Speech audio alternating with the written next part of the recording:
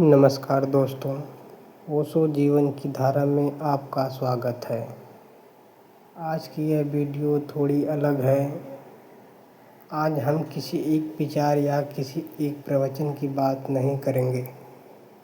आज हम जानेंगे उस व्यक्ति के बारे में जिसने अपने विचारों से दुनिया के लाखों लोगों को प्रभावित किया।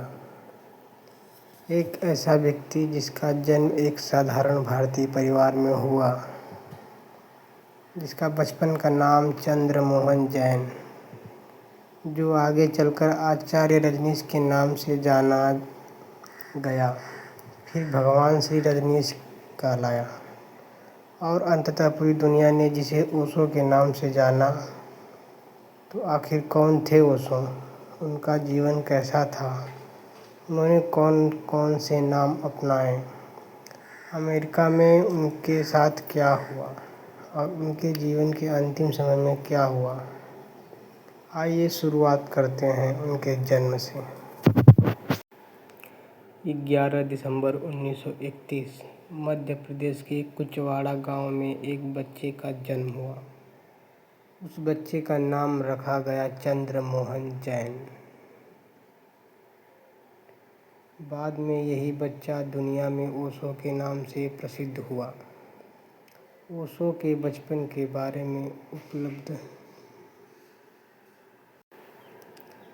जीवन वृत्तांतों में बताया जाता है कि वे छोटी उम्र से ही बहुत प्रश्न पूछते थे। वे केवल इसलिए किसी बात को स्वीकार नहीं करना चाहते थे कि समाज उसे सही मानता है। उनके भीतर एक प्रश्न हमेशा मौजूद रहता था, सत्य क्या है? और शायद यही प्रश्न आगे चलकर उनके पूरे जीवन की यात्रा बन गया।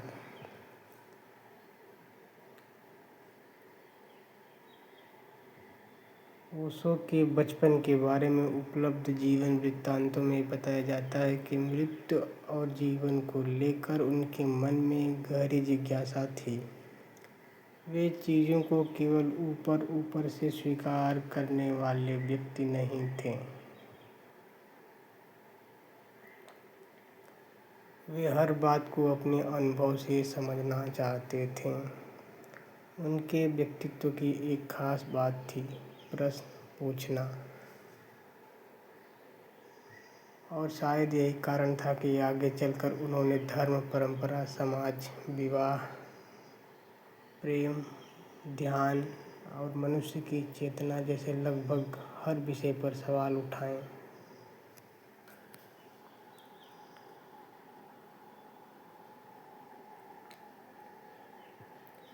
युवावस्था में चंद्रमोहन जैन ने दर्शन शास्त्र का अध्ययन किया।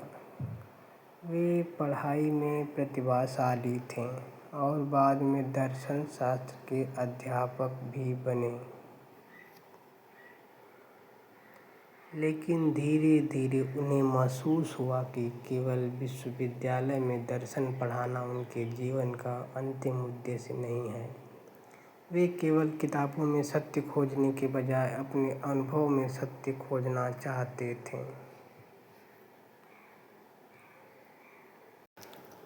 ओशो अपने जीवन में 21 मार्च 1953 को एक अत्यंत महत्वपूर्ण दिन मानते थे। ओशो के अपने वर्णन के अनुसार उस दिन 21 वर्ष की उम्र में उन्हें एक गहरा आध्यात्मिक अनुभव हुआ।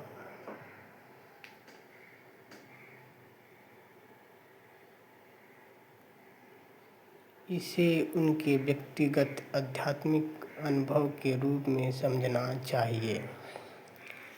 इसके बाद उनका पूरा जीवन ध्यान और चेतना की खोज के इर्द गिर्द घूमने लगा।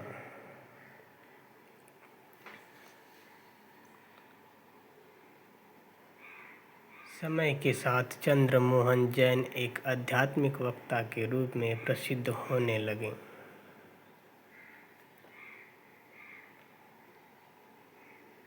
लोग उन्हें आचार्य रजनीश कहने लगे। वे भारत के अलग अलग हिस्सों में यात्रा करते और लोगों से धर्म, ध्यान, प्रेम, स्वतंत्रता और मनुष्य के भीतर की चेतना के बारे में बात करते।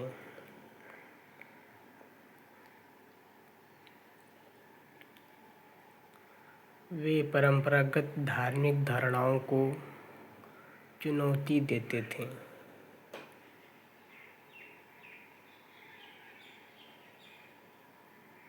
उनकी अब भाषा कभी बहुत सरल होती और कभी इतनी तीखी कि सुनने वाला असहज हो जाए, लेकिन उनका उद्देश्य लोगों को सोचने के लिए मजबूर करना था।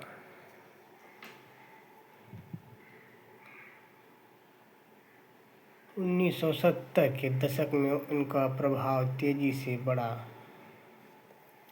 बाद में वे पुणे आए और वहाँ उनका आश्रम विकसित हुआ। दुनिया के अलग अलग देशों से लोग उनसे मिलने आने लगे। यहाँ ध्यान की विभिन्न विधियों पर काम किया गया। उनकी प्रसिद्ध ध्यान विधियों में से एक थी ध्यानमिक मेडिटेशन। उनके आश्रम में ध्यान के साथ साथ संगीत, नृत्य, उत्सव और विभिन्न प्रकार की आंतरिक खोज को भी महत्व दिया था। समय के साथ आचार्य रजनीश को भगवान श्री रजनीश के नाम से भी जानने लगा। उनके अनुयायियों की संख्या बढ़ती गई, लेकिन उनके विचार जितने लोकप्रिय हुए उतने ही विवाद भी उनके साथ जुड़ते गए। किसी के लिए वे एक महान आध्यात्मिक शिक्षक थे और किसी के लिए वे एक बेहद विवादास्पद गुरु थे। ओशो के जीवन को समझने के लिए दोनों पक्षों को जानना जरूरी है।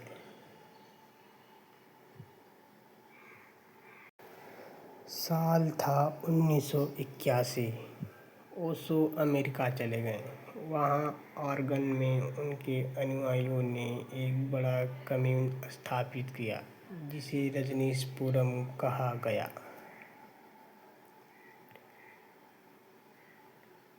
कुछ ही वर्षों में यह एक बहुत बड़ा समुदाय बन गया।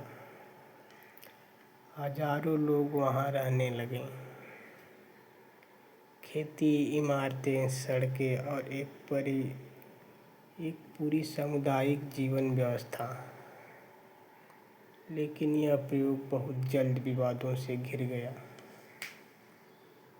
रजनीशपुरम के समय आंदोलन से जुड़े कुछ प्रमुख लोगों पर गंभीर अपराधों के आरोप और मामले सामने आए। 1984 में ओरिजन के द डेल्स क्षेत्र में सैल्मोनेला से लोगों को बीमार करने की एक सुनियोजित घटना सामने आई।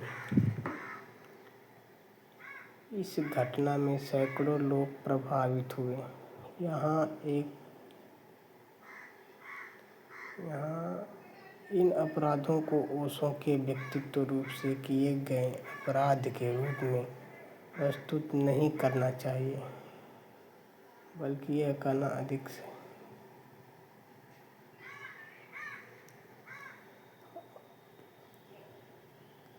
अमेरिका से वापसी। धीरे धीरे 1985 में रजनीशपुरम का दौर समाप्त हो गया। ओशो अमेरिका से चले गए। कुछ समय निश्चित विभिन्न देशों की यात्रा करने के बाद भारत वापस लौट आए। वे अंततः फिर पुणे चले आए और यहीं उनके जीवन का अंतिम अध्याय शुरू हुआ। और यहीं उनके जीवन का अंतिम अध्याय शुरू हुआ।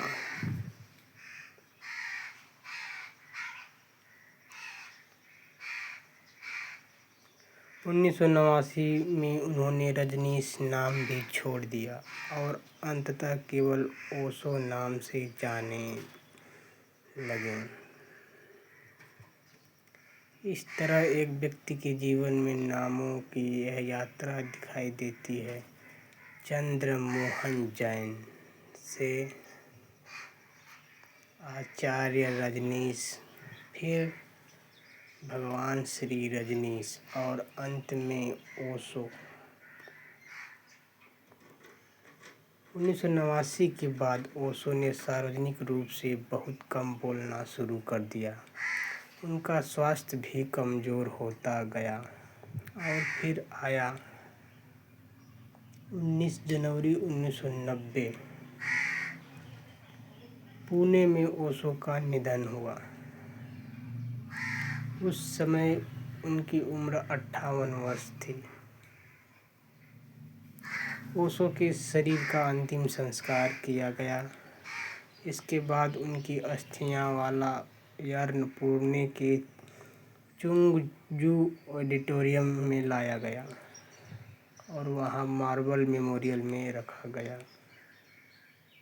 वहां लिखा है, never born, never died, only visited this planet earth between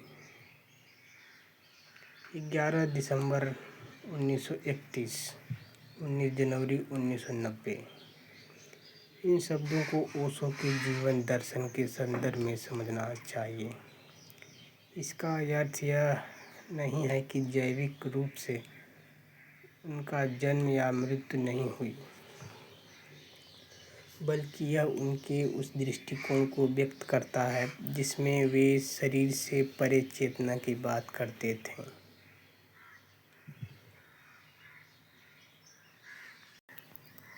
तो दोस्तों, एक छोटे से गांव में जन्मा एक बच्चा जिसका नाम था चंद्रमोहन जैन। प्रश्न पूछते पूछते, ध्यान की खोज करते करते आचार्य रजनीश बना। फिर दुनिया ने उसे भगवान श्री रजनीश के नाम से जाना और अंततः वही व्यक्ति ओशो कहलाया। उनका जीवन केवल प्रशंसा की कहानी नहीं था, यह विवादों से भरी थी, लेकिन इतना निश्चित है कि उन्होंने लोगों को सोचने के लिए मजबूर किया। उन्होंने एक सवाल बार बार हमारे सामने रखा, क्या हम वास्तव में स्वयं को जानते हैं? शायद ओशो की पूरी यात्रा को एक वाक्य में समझना हो तो हम कह सकते हैं, उन्होंने मनुष्य को बाहर नहीं भीतर की ओर देखने के लिए आमंत्रित किया। मैं हूं आपका अपना साथी और आप देख रहे हैं ओशो जीवन की धारा में। अगर आपको यह वीडियो अच्छा लगा हो तो इसे अपने मित्रों के साथ साझा कीजिए और अगली वीडियो में हम जानेंगे ओशो के जीवन की सबसे महत्वपूर्ण और अध्याय रजनीशपुरम की पूरी कहानी। नमस्कार।